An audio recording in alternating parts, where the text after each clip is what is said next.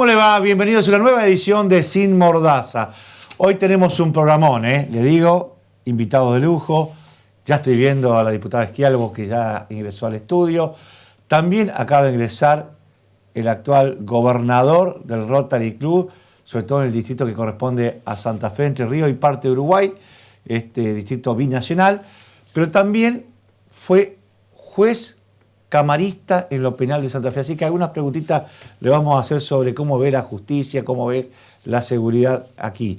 También un caso terrible, Darío, que estamos esperando la llegada de lo que fue la esposa de Ceja, ¿no? Y sí. este pedido que hay en la justicia. Sí, sobre todo porque, buenas noches, se cumplieron 2 años. El 17 de julio fue, del 2017.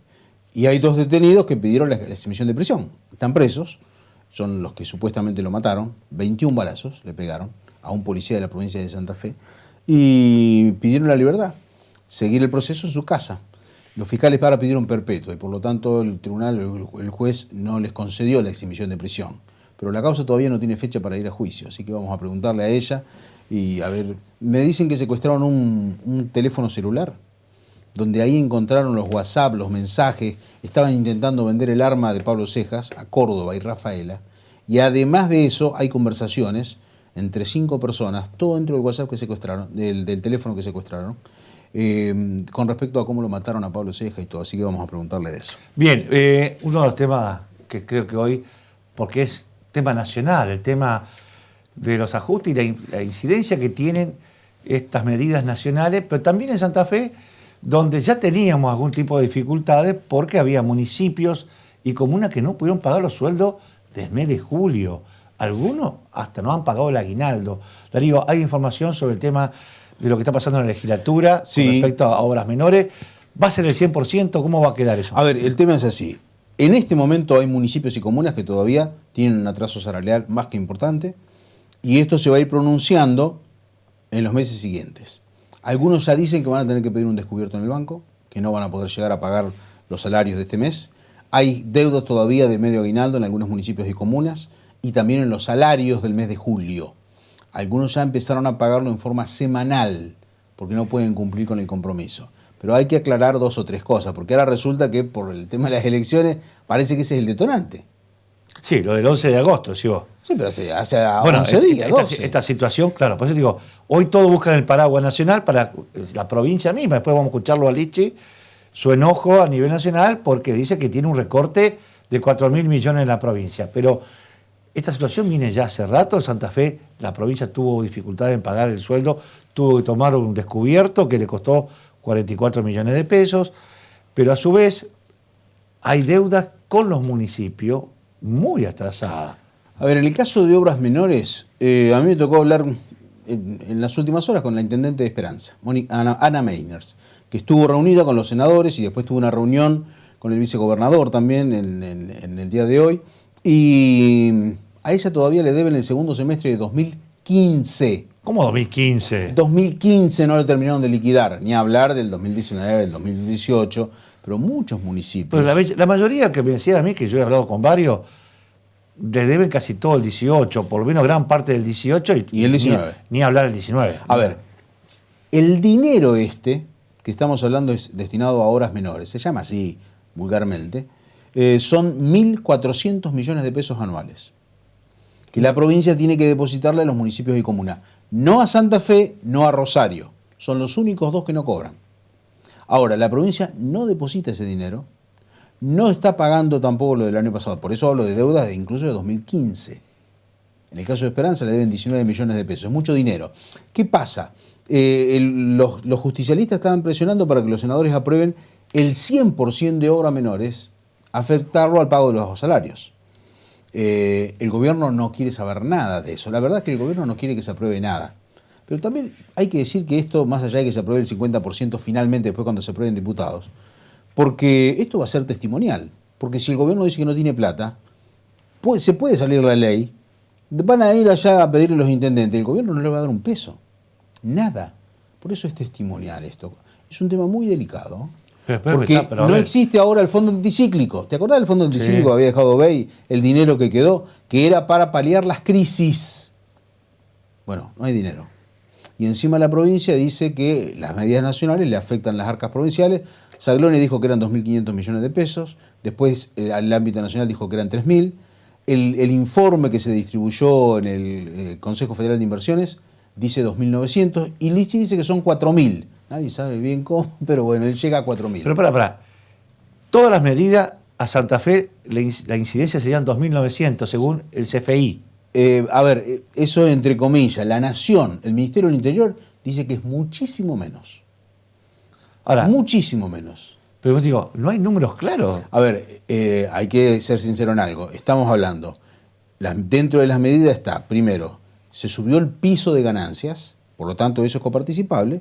Además, la devolución por el tema del monotributo y el otro tema, el tema de la eliminación del IVA de 14 productos, que también es coparticipable. Entonces, es lógico que la provincia va a recibir menos plata y al recibir menos plata la provincia, reciben menos plata los municipios y comunas.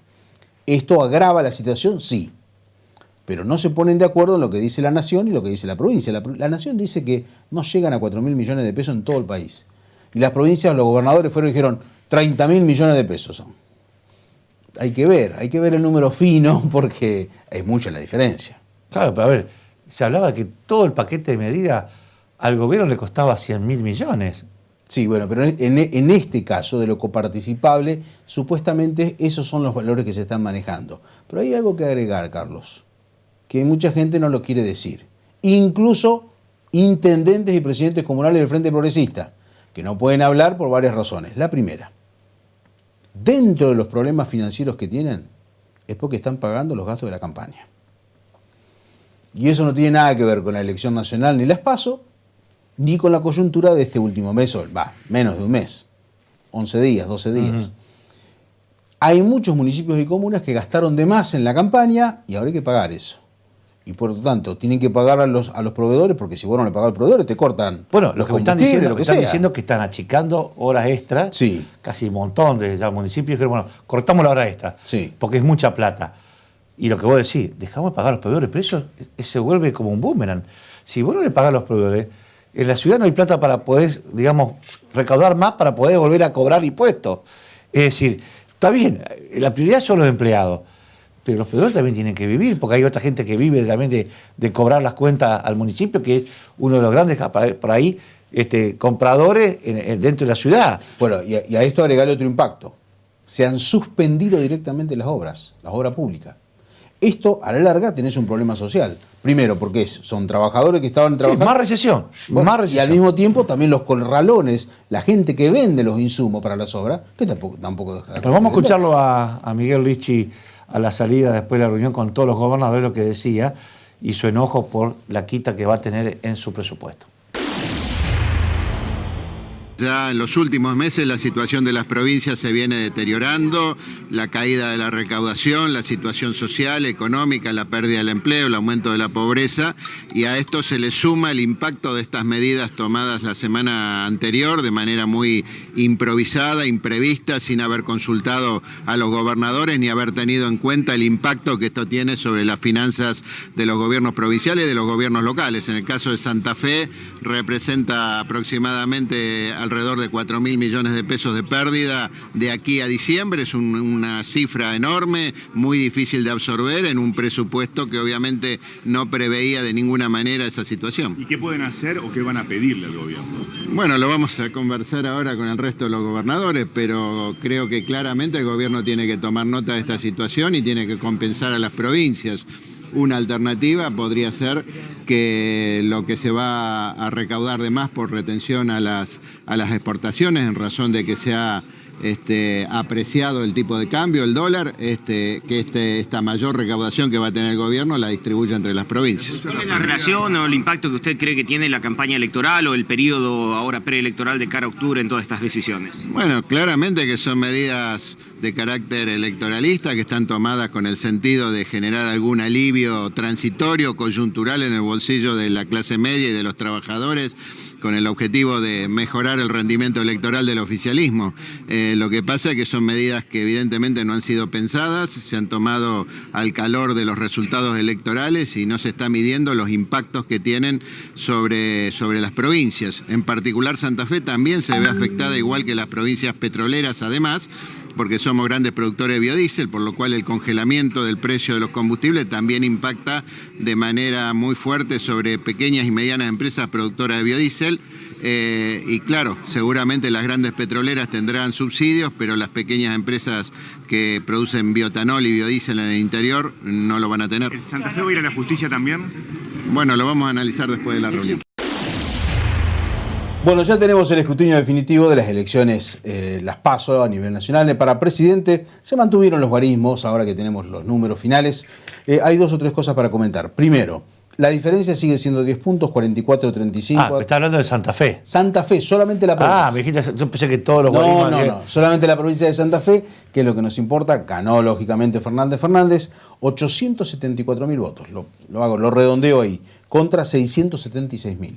La diferencia es 44-35 a 34-31. 242.000 votos sacó Labaña.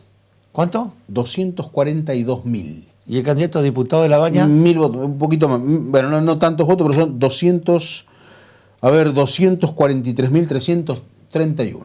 Un poquito más. Un poquito, sacó más votos El para candidato, diputado. cosa que no ocurrió en los otros partidos. Siempre el diputado saca menos que el candidato a presidente. Hay 2 o 3 cosas que quedan en los números finales. Primero, 700.000 santafesinos no fueron a votar. ¿Cuánto? 700.000 no fueron a votar. Hay que ver si van a votar, ya se pueden. Aquellos que no votaron tienen que justificar el voto, lo pueden hacer online. Olvídese, Darío. No diga pavada, porque nadie justifica nada. Si no, tienen que pagar 50 pesos de multa. Pero bueno, menos que un atado de cigarrillos. Bueno, entonces, eso. Y el otro tema es, hubo muy pocos votos en blanco, 24.000. Muy pocos votos en blanco. ¿Estás seguro? 24.000 nada más. Lo que pasa es que hubo muchos votos nulos. Casi 50.000 votos nulos.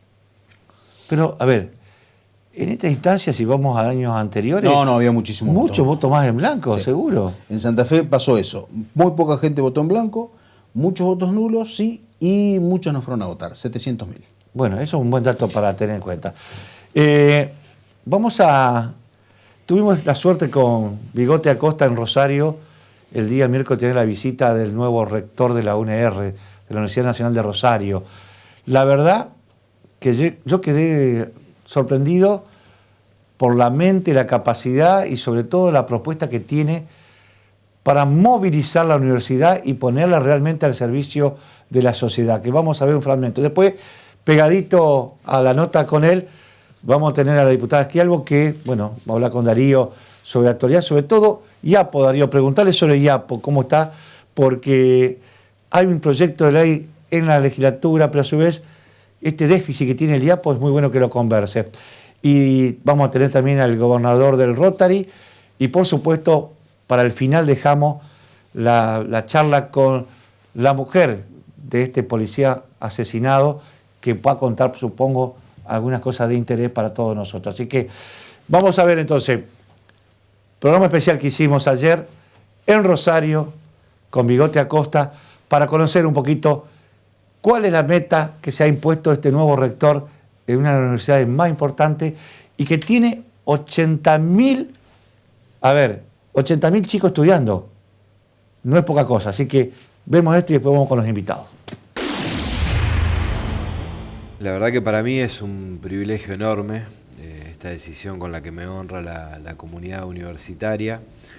Soy consciente de la responsabilidad que implica, pero estoy muy entusiasmado con lo que podamos hacer estos 4 años para poner más en sintonía a la Universidad de Rosario con su tiempo. Como vos señalás correctamente, la universidad nuestra es una institución de enorme prestigio, no solo en la ciudad y en la región, en todo el mundo hay docentes, investigadores que son muy reconocidos, que han hecho aportes realmente extraordinarios. Hay programas de investigación, proyectos de extensión, de vinculación tecnológica, que muchos de ellos no se conocen, pero que le cambian cotidianamente la vida a mucha gente.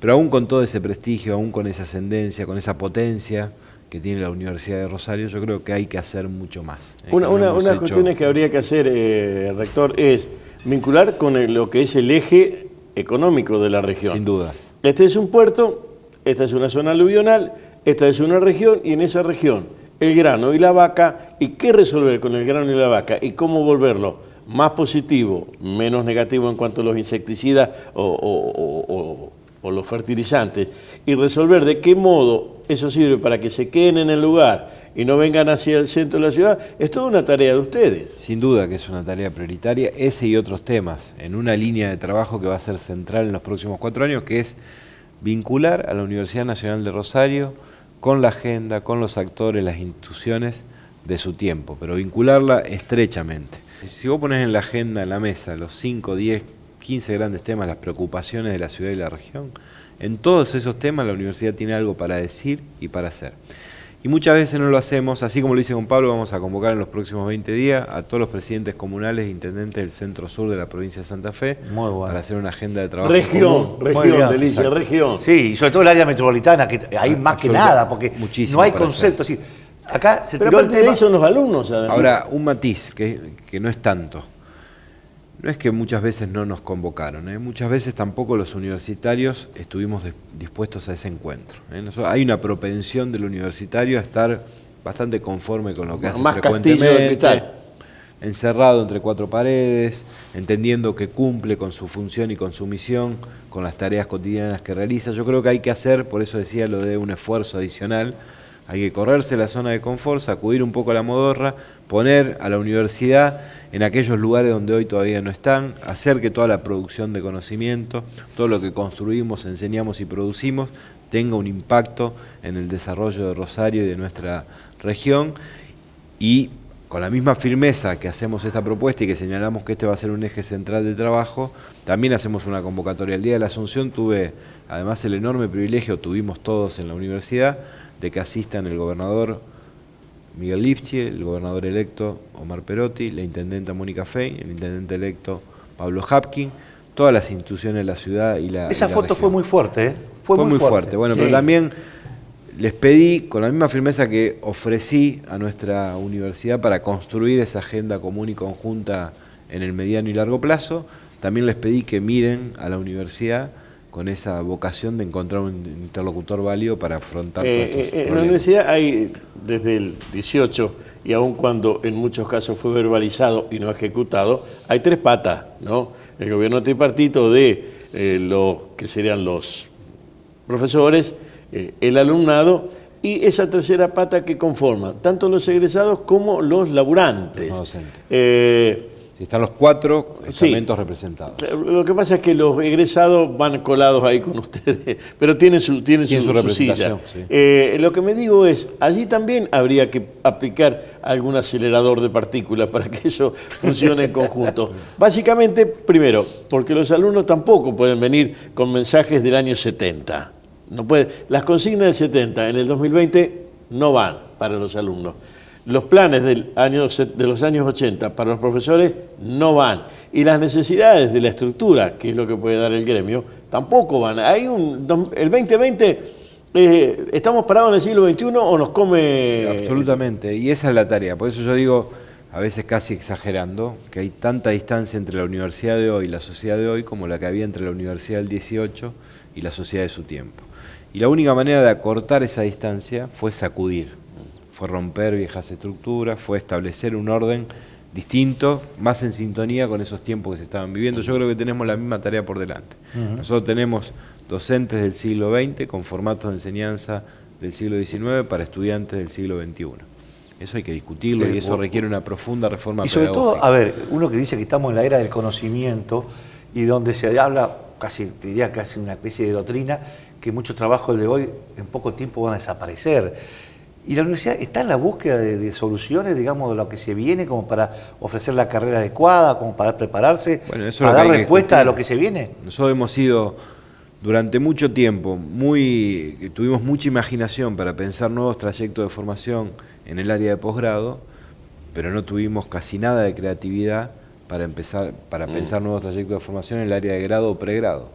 y ahí vamos a poner el eje en los próximos años. Nosotros tenemos que construir por lo menos en 4 años 15, 20, 25 nuevos trayectos de formación que tengan que ver con esto, con las expectativas, la vocación de los jóvenes de hoy, de la sociedad de nuestro tiempo, pero también de los actores del Estado local, del Estado provincial, del sector productivo, del mundo del trabajo, de los sectores gremiales y sindicales. Eso hay que incorporar en nuestra agenda. La relación con los graduados también es muy importante. Muy bien, continuamos aquí en el programa. Está con nosotros la diputada Patricia Quialbo, del Partido Justicialista, diputada provincial. Diputada, bienvenida al programa, ¿cómo le va? Hola, buenas noches, ¿cómo estás? Bueno, bien, y además porque en las últimas horas en la capital de la provincia, frente a la legislatura, una movilización importante para reclamar, bueno, un tema que viene luchando desde hace bastante tiempo, que es que se declare la emergencia social en la provincia. Primero, ¿quiénes participaron de esta movida y qué es lo que están reclamando ustedes, diputada? Bueno, en realidad esto arranca el año pasado. Sí. Los movimientos de organizaciones sociales de la ciudad de Santa Fe, el año pasado eran sobre todo el suroeste de la ciudad, hoy ya se habían sumado también organizaciones de otros lugares. Fundamentalmente ellos vienen trabajando hace ya más de un año el tema del pedir la emergencia social y económica en nuestra provincia. Nosotros a partir de este trabajo que habían hecho lo recogimos, lo plasmamos en un proyecto de ley que tiene 4 puntos fundamentales. Uno tiene que ver con atender la emergencia alimentaria. Sí. El otro tiene que ver con la conformación de espacios comunitarios para atender justamente los problemas que ellos ven de manera creciente y preocupante, que tiene que ver con las adicciones y el consumo y el narcotráfico en los barrios. Lo tercero, bueno, poder promover de alguna manera cuestiones laborales a través de las cooperativas de trabajo. Y lo cuarto es generar un espacio, una mesa de gestión y de diseño de la política donde esté el Ejecutivo y obviamente las organizaciones sociales. Ellos, bueno, trajeron estas inquietudes, diputados de todos los partidos políticos nos sumamos, en realidad el proyecto está firmado por 15 legisladores, así que hay un espectro, digamos, combinado no solo del justicialismo, sino, bueno, está Igualdad de Participación, está Carlitos del Frade con su compañera, estoy tratando de acordarme, bueno, el justicialismo en pleno lo ha firmado. La verdad que hay diferente representación política. Ese proyecto ingresó en octubre del año pasado, que ya la situación social era compleja, y desde ese momento está en la Comisión de Promoción Comunitaria de la Cámara de Diputados sin ningún tipo de tratamiento. Hoy ellos nunca han dejado de reclamar el tratamiento, ¿no? de esta ley. Y de declarar la emergencia social y económica en nuestra provincia, permanentemente lo han hecho. El tema es que, bueno, que en las últimas conversaciones ni siquiera están siendo recibidos. Está bien, pero la pregunta es, ¿qué le molesta al gobierno? ¿La palabra esa emergencia? Yo entiendo que la palabra emergencia, pero además, un entendimiento de que si bien el problema es macro, hoy hay una coyuntura nacional, ¿no? Que por supuesto que a la que los santafesinos no somos ajenos. Hoy el gobierno provincial tiene ámbitos propios, tiene presupuesto propio y debería tener políticas propias para atender emergencias, ¿no? Sí, la pregunta es, ¿y esto qué posibilita? ¿Que el Ejecutivo disponga de fondos? Claro, rápidamente de fondos, a lo mejor sin llamar a licitaciones, sobre todo para aumentar, por ejemplo, nosotros hablamos de la tarjeta de ciudadanía. Hoy la tarjeta de ciudadanía tiene un monto de 300 pesos, que no alcanza ni siquiera para comprar la garrafa. No, Yo me puedo decir la cantidad de gente que está cocinando a leña. 300 pesos, 300 eso pesos. Es la tarjeta de ciudadanía hoy. O sea, es una ayuda social. Que ni siquiera, al menos cambiémosle el nombre, ¿no? Porque tarjeta de ciudadanía, más. Lo otro es compra directa de alimentos para proveer a las organizaciones o aumentar las partidas en los diferentes servicios alimentarios que haya en distintos lugares. Hoy la gente no tiene para comer, es lo que decimos. La emergencia es que la gente no tiene para comer. Si usted camina por el noroeste de la ciudad, muchas familias esperan que el hombre vaya a pescar y que vuelva, no para vender, sino para comer lo que pescaron. Así de primitivo es por eso la urgencia. La urgencia, o sea, es la cuestión alimentaria, hoy. Pero por supuesto, bueno, asociado a eso, poder ir pensando a lo mejor cuestiones relacionadas con el trabajo que que la gente también pueda volver a reinsertarse. O sea, hoy la exclusión en muchos lugares es total, ¿no? Porque obviamente al estar excluido del sistema productivo, necesariamente te lleva a la exclusión en otras cuestiones. Ahora, ¿hay algún compromiso de parte de los legisladores del oficialismo? Decir, bueno, vamos a tratar esto. No, nada. Nada. Por eso un poco la presión hoy era las organizaciones, el clamor, ¿no? Claro, visualizar esto. Que además, que si ellos están pidiendo, o sea, hoy el gobernador ayer está pidiendo la emergencia social y económica a nivel nacional, porque esa contradicción de no declararla a nivel provincial, ¿no? Que si bien, como decimos, bueno, hay una situación macro, una coyuntura macro que no nos va a ayudar, pero hoy, cuando hay una situación de emergencia hay que atenderla. Hoy la emergencia es económica y social, nosotros hemos atravesado emergencias hídricas, emergencias pluviales, puede haber de otro tipo, pero hoy la emergencia implica dedicar todos los esfuerzos y los recursos en atender esa situación. Y la verdad que estamos esta emergencia implica hoy que la gente no pueda comer. Entonces estamos ante la ausencia de una cuestión absolutamente esencial para los seres humanos, ¿no? Diputada, lo cambio de tema, porque usted viene desde hace bastante tiempo. El año pasado, me acuerdo, inclusive hemos charlado en alguna nota aquí en el programa, con el tema del IAPOS. Sí.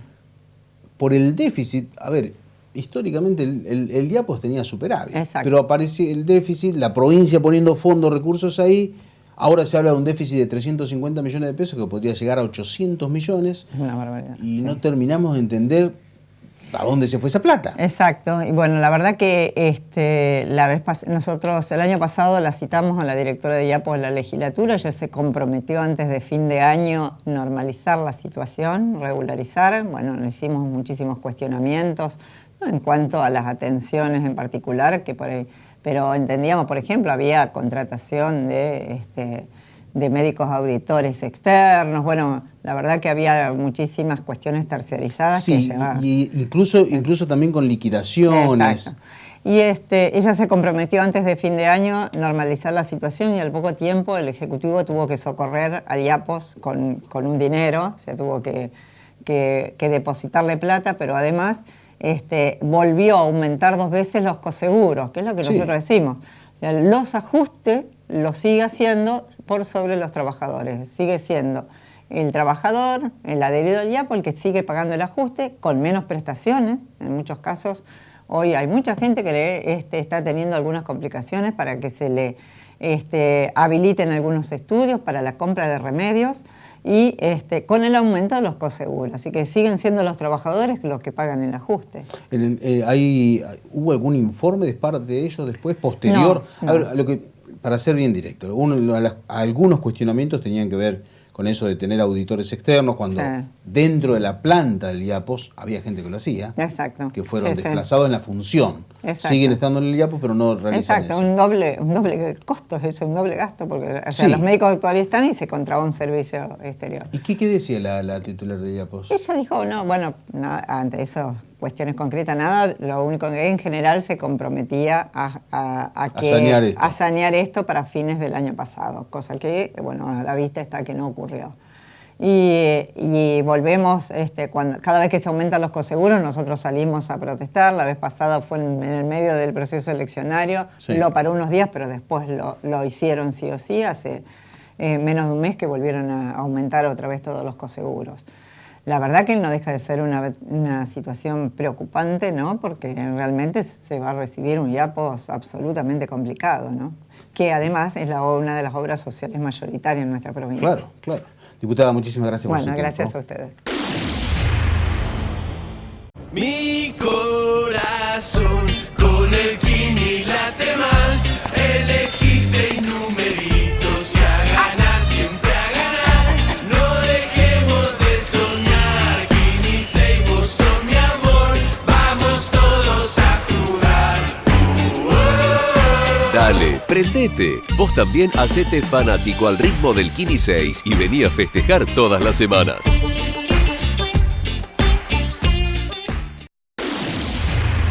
Como le decíamos, hoy tenemos la visita del gobernador del Rotary, de este ente nacional, porque digamos, no solamente de Santa Fe, de Entre Ríos, sino también parte del Uruguay, como decíamos al comienzo del programa. Ya le doy la bienvenida a Ernesto Pangia. Doctor, ¿cómo le va? Es un placer saludarte, Carlos. Y muy grato de estar aquí en la ciudad de Santa Fe, con tantos amigos realmente. Uno no los ve seguido, pero sí a menudo, y cada vez que uno viene por aquí se siente realmente complacido, y muy bien, muy lindo, muy lindo. Bueno, vamos también a saludar a nuestro presidente de Rotary Santa Fe Noroeste, Fabián Nieva. ¿Cómo te va? ¿Cómo andás, Carlos? Bien, bien. Acá andamos, un honor estar acá en tu estudio. Ya vamos a hablar después de Rotary, porque me tengo el lujo de tenerlo a un ex camarista del fuero penal de la provincia de Santa Fe, y como este es un programa que se ve muchísimo en toda la provincia, su mirada de como ahora que está un poco retirado, con roles distintos, pero ¿qué estamos haciendo mal los santafesinos? Porque el delito sigue creciendo, no se puede frenar, siempre estamos atrás de los hechos, me parece, ¿no? Sí. Por supuesto que el tema violencia o el tema delito es un tema complejo, no es fácil de solucionar. Hay una realidad también que los gobiernos en general tratan de solucionar el tema porque a ellos también les preocupa, pero no se dan la tecla. Yo creo que el delito hay que atacarlo con políticas públicas de envergadura muy serias, ¿no? El hombre común en general lo que piensa es que la cárcel es la gran solución ante un delito. Yo creo que es así, porque cuando una persona rompe el orden jurídico a través de un acto delictivo, alguna sanción tiene que tener. Pero no es la cárcel la solución, digamos. La gran solución. ¿Por qué? Y porque la cárcel es muy difícil educar o rehabilitar a una persona a través del encierro, porque eso es antinatural. Lo que sí yo creo es que para que haya menos delitos, en lo inmediato, en lo mediato, lo que nosotros necesitamos es políticas públicas adecuadas a la realidad. Nosotros en la provincia de Santa Fe hemos hecho una gran reforma judicial.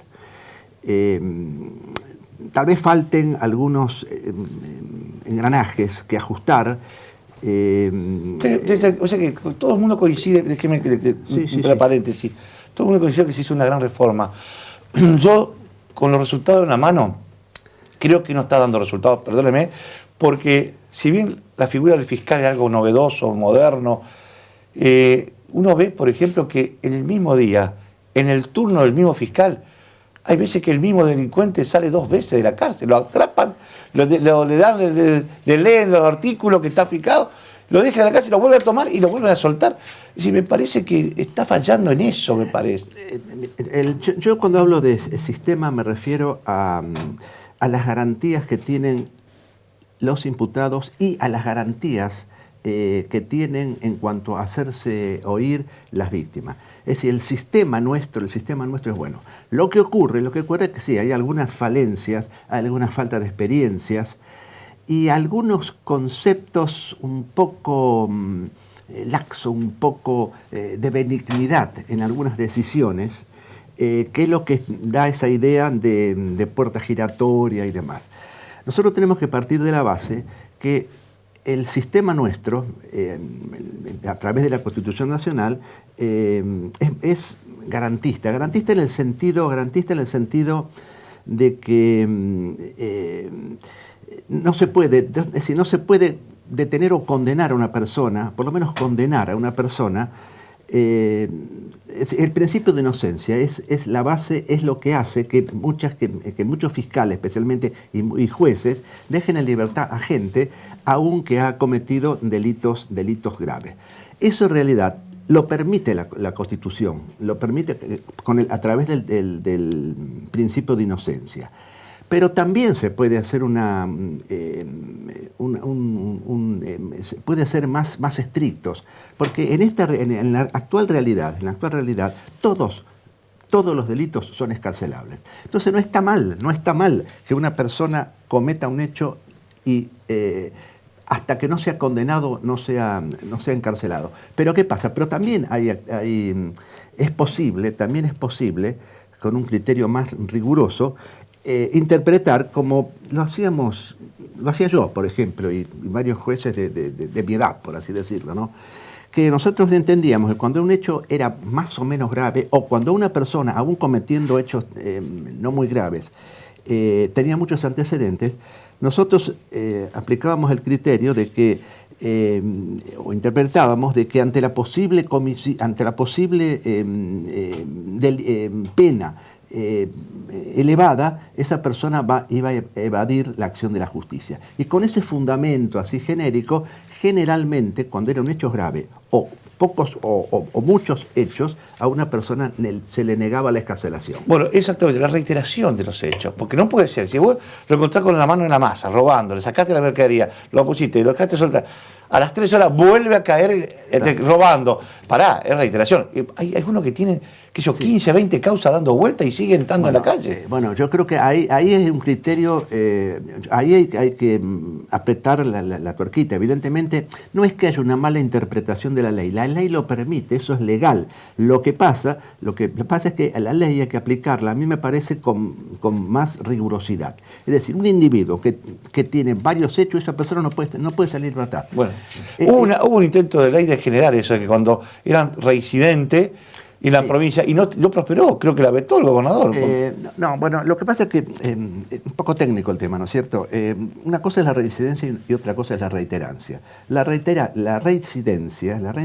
es cuando una persona cometió cuando tiene ya una condena anterior, o dos condenas anteriores. Eso es reincidente. Eso es más grave que la reiterancia, que es cuando una persona tiene hecho y sigue rigiendo el principio de inocencia porque no tiene condena. Claro, ¿no? Ahí está. Por eso digo, yo creo que la Constitución Nacional, cuando habla de principio de inocencia, lo que no quiere es que un individuo esté detenido sin una condena firme. Si nosotros aplicamos ese criterio rigurosamente, y cualquier persona, hasta que no sea condenada con una sentencia firme, va a quedar en libertad. Claro. Que es lo que están aplicando algunos jueces. Y le digo, no, los jueces más jóvenes pasa eso. Claro. Lo que tenemos es esta experiencia, buscamos la forma para que, si el delito imputado es grave, y además hay elementos prima facie de que es el responsable, y ahí se niega la excarcelación. Para cerrar este tema, porque vamos a hablar después sobre Rotary, en el tema de seguridad creo que traspasa cualquier gestión de un gobernador. Hay que hacer una política pública a largo plazo. Exacto. Son varias las piezas que hay que ensamblar, porque no es como decía usted, no hay más cárceles, no son más unidades, no son más policías. Es toda una batería de hechos o de acciones que hay que hacer para poder lograr mejorar la seguridad, que la verdad que Santa Fe estamos encabezando todos los índices. Exactamente. Sí. Por eso yo decía recién que la reforma judicial, para mí es correctísima, el sistema teóricamente está muy bueno. Lo que hay que hacer ahora es ajustar algunos tornillitos y dotarlo de más elementos al sistema para que funcione mejor. Pero nosotros nos debemos también una gran reforma policial. Porque ahí también, es decir, si nosotros queremos combatir el delito, no lo podemos combatir con fiscales o con jueces solamente. La tenemos que combatir con la policía. Porque acá no tenemos que olvidar que la seguridad o la problemática de la seguridad, todos tenemos que ver. La justicia también, pero es la que menos tiene que ver. ¿Por qué? Porque toda cuestión de seguridad apunta a que no se cometan delitos. Y la justicia va a actuar una vez que se cometió el delito. Y donde nosotros tenemos que apuntar, es decir, toda política de seguridad, donde debe apuntar, claro, a que no se cometa ese delito. Exactamente. La verdad que es para seguir charlando, porque tiene una... Pero podemos hacer un programa especial con usted, capaz en Rosario, y aprovechando que este programa se ve en todos lados, y usted es el gobernador de este distrito tan importante, tan grande. Está de recorrida ahora, asumió como gobernador y recorriendo toda la provincia. Sí, son 91 clubes que hay que recorrer, como usted lo dijo recién, 3 provincias, es decir, 2 provincias, todo Santa Fe, todo Entre Ríos y parte del Uruguay. Es una extensión geográfica muy amplia que nos obliga a un esfuerzo bastante denodado, ¿no? Y lo ideal es en poco tiempo hacer eso, porque la idea de las visitas es que tratar de convencer, de que la gente, digamos, se convenza de lo que es Rotary. En definitiva, lo hacemos los gobernadores, recorriendo los clubes, es motivar. Y lo ideal es motivar los 2 o 3 primeros meses, porque hacerlo cuando uno ya está yendo. Termina, claro, y el periodo nuestro es de 1 año nada más, evidentemente no tiene sentido. Entonces el gran esfuerzo es en los primeros meses recorrer los clubes para allí motivar a los clubes, motivarlos y bueno, y después dejarlos. Sí que a nivel mundial la política de Rotary ahora es mostrarse más en los medios de comunicación, porque se desconoce el verdadero rol que tiene Rotary. Aparte cree que es un club elitista y no es así. Es un club de servicio y un club que hace muchas cosas por la comunidad. Sí, está un tanto desfigurado la realidad, o desfigurada la realidad de lo que es Rotary, ¿no? La gente no conoce exactamente a dónde apunta y cree justamente eso, ¿no? Que los rotarios somos gente adinerada, que tenemos elementos de todo tipo, es decir, nos ubican, digamos, fuera, digamos, del contexto de pueblo, ¿no? Y la función del... Y aparte de que dice que es gente grande. Y yo, acá, gracias a Dios, tenemos la presencia de Fabián Niema, que es uno de los presidentes más jóvenes que tiene Rotary. ¿Cómo te involucraste? Porque la verdad, yo que lo conozco hace mucho tiempo, sé de su capacidad de trabajo, su gana de ayudar, y esta vocación de servicio de lo que te llevó a sumarte a Rotary. Sí, exactamente. Bueno, como sabés, Carlos, a nosotros nos apadrina alguien del club para ingresar. Y bueno, fui convocado por un amigo. Y bueno, me llevó a Rotary Club Santa Fe Noroeste, donde bueno, fui recibido como socio hace más de 4 años y medio. Y bueno, y fíjate que no son ni empresarios, porque esto es lo que tiene Rotary, la diversidad. Sí. Es decir, hay médicos, hay periodistas, bueno, yo entré también como periodista, pero hay empresarios, hay médicos, profesionales, abogados. Y vos, que venís de la fuerza policial, yo digamos, vengo de la policía. Siempre policía, que capaz con el sueldo dice, ¿cómo hace para pagar la cuota? Y bueno, con sacrificio, pero sobre todo haciendo cosas, obras como para ayudar al prójimo, que por ahí hay instituciones que trabajamos de forma conjunta con Rotary, uno le da una mano, con algunas acciones solidarias para poder dar una mano, qué sé yo, a determinados sectores de la sociedad o a la población, porque Rotary Club, donde él pertenece, le ha dado 2 ambulancias, equipamiento a la municipalidad, le hemos dado, porque también yo soy parte de ese club, la posibilidad de tener un lugar para castrar los animales, una casilla que hoy está readecuada y funcionando a plenitud. Es decir, muchas cosas positivas que se hacen y son trabajo de mucha gente que se compromete y que por ahí lo que invierte más tiempo que dinero, tiempo, que es lo que hay que aportar. Yo creo que en Rotary todo el mundo tiene cabida. Lo que se necesita es sensibilidad social. Es decir, pero todos los sectores, jóvenes, no tan jóvenes. Nosotros estamos haciendo en este momento especial hincapié en los jóvenes, siguiendo el lineamiento del presidente de Rotary Internacional, que pretende que los jóvenes lideren el mundo moderno, ¿no? Pero todos tienen lugar. Yo destaco, por ejemplo, a los jubilados con mentalidad joven. Hay muchos jubilados que dejan su tarea, pero están bien, perfectamente bien, mentalmente, físicamente. Bueno, esa gente también es útil a Rotary, ¿no? Y después los medios de comunicación es vital, porque realmente no se conoce todo lo que hace Rotary. Rotary hace grandes cosas, tiene programas en favor de la niñez, la adolescencia, la educación, la salud, la discapacidad, la ancianidad, el medio ambiente. Y la gran medalla que se colgó cuando fue contra la poliomielitis y logró sacarla, que si el mundo quedan algunos pequeños resabios en el mundo, pero fue una tarea titánica que cuando una organización se propone, con todo lo consiguió. No, y ahora estamos en la línea de neutralizar todo lo que tiene que ver con la hepatitis 0, ¿no? Estamos en ese programa, ¿no? Es decir, es amplísimo y todo tiene cabidas. Necesitamos, sí, sensibilidad social, porque en definitiva, ¿a dónde apunta Rotary? Y bueno, al bien común, a equilibrar las sociedades, a buscar la inclusión social. Y bueno, yo creo que cuanto más manos a la obra pongamos, cuanto más rotarios tengamos y cuanto más difundamos a través de la prensa lo que hacemos, yo creo que más gente se va a adherir a nuestra organización. Muchísimas gracias. Gracias, Fabián, por haber venido. Gracias.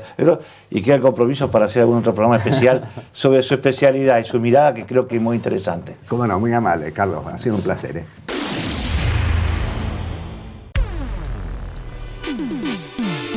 Estás a un clic de sacar un préstamo en el acto. Es decir, estás a un clic de remodelar tu casa. Y estás a un clic de irte unos días a descansar. Y de cambiar tu auto por uno mejor. Con los préstamos del Banco Santa Fe, estás a un clic de lo que querés. Pedí hasta 500.000 pesos desde la app o 1 millón de pesos en sucursales. Banco Santa Fe. Sin Mordaza, periodismo independiente. Sin Mordaza, el periódico con mayor penetración en la provincia de Santa Fe. Sin Mordaza, el poder de la gente. Muy bien, continuamos aquí en el programa. Está con nosotros Nancy Scarfone. Nancy es la viuda de Pablo Cejas, el policía que fue ultimado. Lo mataron 21 balazos. Pablo Cejas, hemos hablado en numerosas ocasiones de este tema. Un policía de la provincia de Santa Fe que tenía la mala costumbre de investigar. De seguir investigar inclusive donde estaban las fuerzas policiales, que no son policía, pero estaban disfrazados. Pero lo mataron, 21 balazos. Y en el medio de todo esto fue el 17 de julio de 2017, pasaron más de 2 años. Todavía la causa no ha sido elevada a juicio. Hay 2 detenidos, uno de 21 años y uno de 23.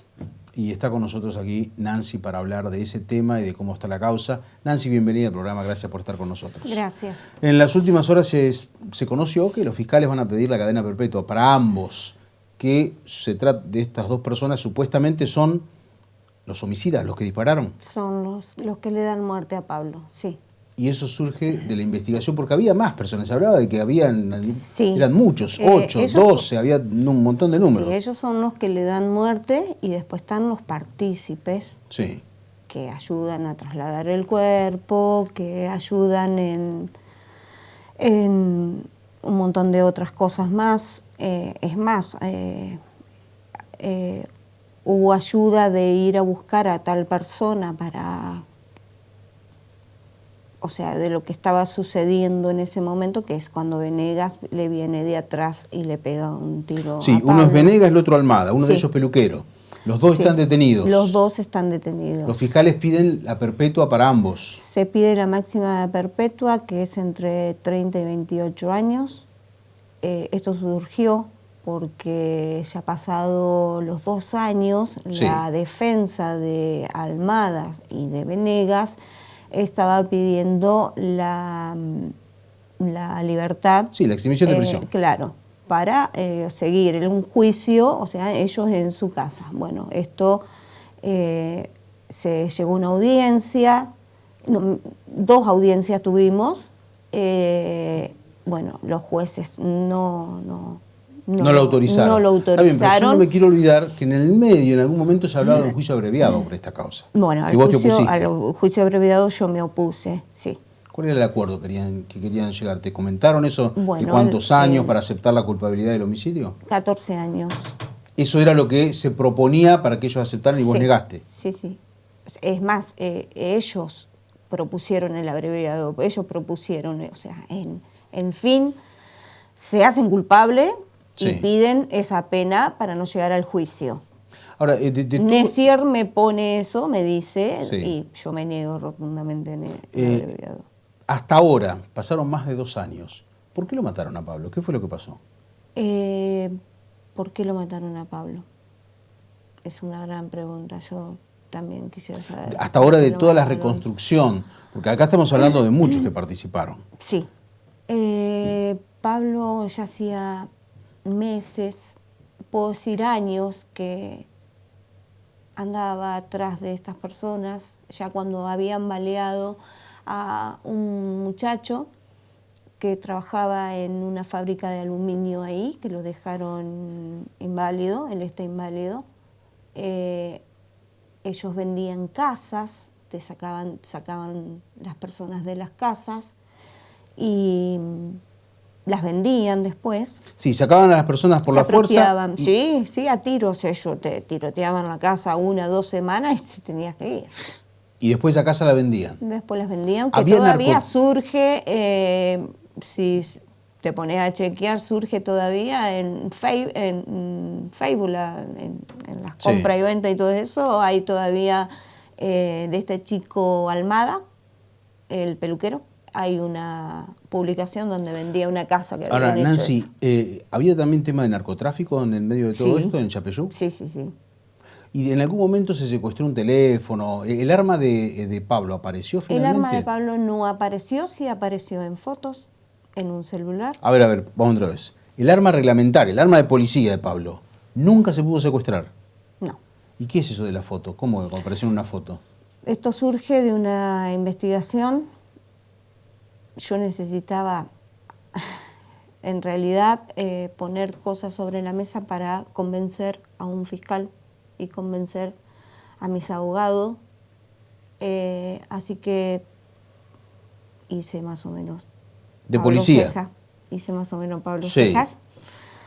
Por eso te digo, Pablo a mí me enseñó mucho. Siempre digo, me ¿Vos enseñó marcaste mucho. algunas casas donde podrían encontrar sí. cosas para la causa? Sí.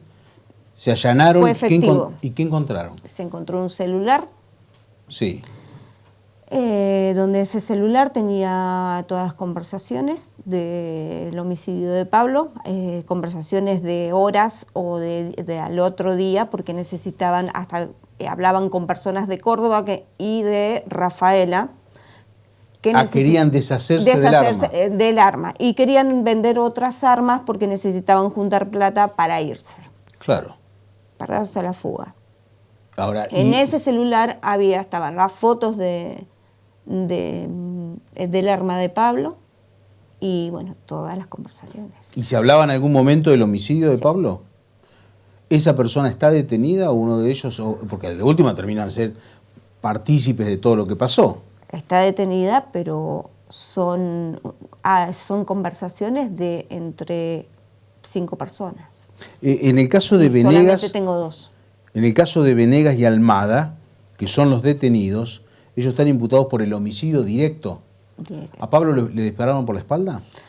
Venegas le dispara por la espalda y cuando se cae desvanecido, Almada le quita su arma reglamentaria a Pablo. Pablo nunca efectuó ningún disparo, eso está probado, Sí. probadísimo, y lo terminan asesinando Con su propia arma. con su propia arma y con la de Venegas. ¿Cuántos disparos fueron? 20. Sí, 20, 21, por ahí se hablaba de esa cifra. Después hubo, discúlpame, Sí. hubo también otra, que esto también fue ahora, por eso estaba un poco demorada la fiscalía, porque no cerraba el tema balístico, había un informe balístico que no era muy eficaz y hubo que volver a hacerlo en Rosario para ver si los disparos eran de larga o corta distancia. Claro, la pericia surge Sí, eso. pero era media confusa la que teníamos de acá. Así que hubo que hacer en Rosario una nueva pericia, bueno, y dio efectivo que eran de corta distancia. Pasaron más de 2 años. Todavía no tenemos fecha de juicio. No tenemos fecha de juicio. Sí puede llegar a ser a fin de año y si no iremos a principio del año que viene, si Dios quiere. Y ahora, más allá de eso, yo me acuerdo, porque de hecho en este programa Pablo ha salido en su momento, Pablo Cejas era un policía que vivía investigando, incluso a hombres de la propia fuerza, y ha presentado, por ejemplo, el tema del fantasma Paz, el padre del fantasma. Sí. Pablo fue el que lo encontró viviendo en un country acá en la zona. country Los Molinos, sí. Yo me acuerdo patente de eso, inclusive de la investigación que hizo por el tema de las propiedades que tenía frente a la terminal de colectivos de Sí, Santa Fe. sí. Ese era Pablo Cejas. Con fotos, todo te sacaba del patente, todo lo había Ese era el hecho, que todo. investigaba eso, era Pablo Cejas. La pregunta es, pero él también hizo otras investigaciones. ¿Y qué pasaron con esas investigaciones? ¿No pasó nada? Bueno, esas investigaciones las tiene el fiscal Fernández cuando le hacen esto del celular al señor ministro Puyaro. Sí. Ah, la tenían los fiscales a Puyano, estaba y Martí, Claro. y ellos los apartan de las Los causas. apartan cuando pasa lo de Sí, Rodríguez me acuerdo. y Puyaro. Los apartan y agarra las denuncias de Pablo, el fiscal Fernández. Que también es el fiscal Fernández el que tiene la causa del comando radio de la costa. El de la costa, sí. Que está medio también en eso. Y después no pasó nada más con eso. No pasó más nada con eso y bueno, yo he intentado hablar con este fiscal me ha dicho que yo no tengo nada que ver, creo que como esposa de Pablo Cejas tengo el derecho de saber cómo está la causa, qué es lo que está haciendo con toda esa investigación, porque era muchísima. Vos calculás que semanas antes de fallecer Pablo tenían que ir a declarar aproximadamente casi 200 efectivos. Sí, me acuerdo. Medio sí. Santa Fe. Sí. Para cerrar, Nancy, pasaron más de 2 años. ¿Qué sentís? Yo me acuerdo haber hablado con vos cuando pasó, después en varias ocasiones. Sí. Ahora después que pasaron 2 años, ¿qué sentís? Todavía la causa no llegó a juicio. ¿Qué sentís vos después de todo este manoseo que ha tenido esta causa?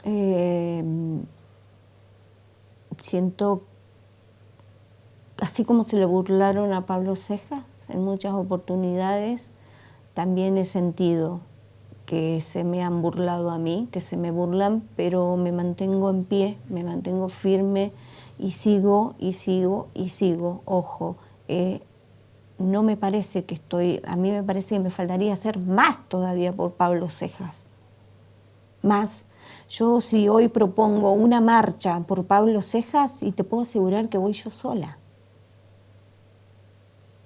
Por eso yo no hago marchas, no hago nada de eso, porque voy yo sola. Me siento abandonada.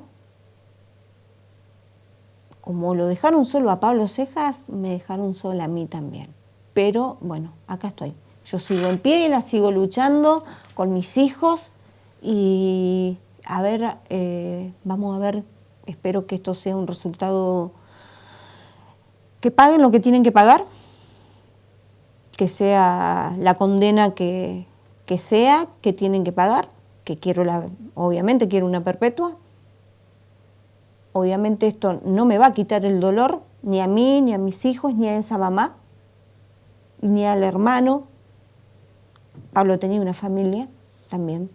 Y no nos va a quitar el dolor, obviamente, pero quiero pensar y quiero que todo el trabajo que estoy haciendo, que hice, de algo sirvió, de algo valió para Pablo Cejas. Nancy, muchísimas gracias por estar con nosotros.